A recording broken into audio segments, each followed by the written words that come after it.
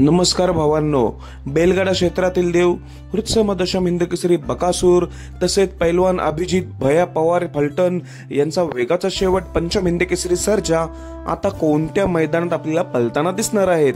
तर भावांनो, तुम्हाला माहिती आहे दोघांचं मागचं मैदान म्हणजे जोडीच पळाली होती।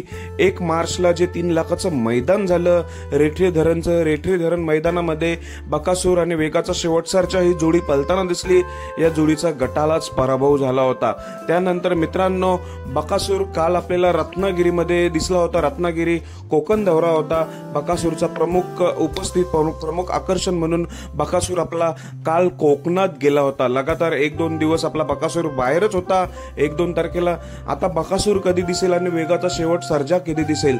तर भावांनो, बकासूरचा आता 2 दिवसच आराम असणार आहे, आजचं आणि उद्याचं। म्हणजेच काय, बकासूर आता आपल्याला 5 मार्चला पुरंदवडे या मैदानात 100% पळताना दिसणार आहे। 5 मार्चला जे की प्रथम क्रमांक 2 लाख रुपये बक्षीस असलेलं जे मैदान आहे, त्या दिवशी 5 मार्चला आपला बकासूर 100% पळताना दिसेल, तो पण टॉप पैऱ्यामध्ये।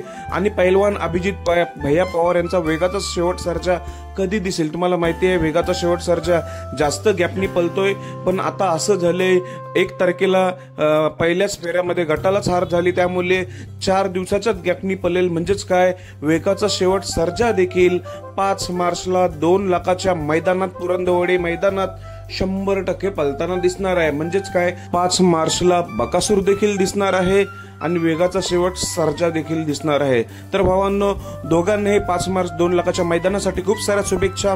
धन्यवाद भावांनो।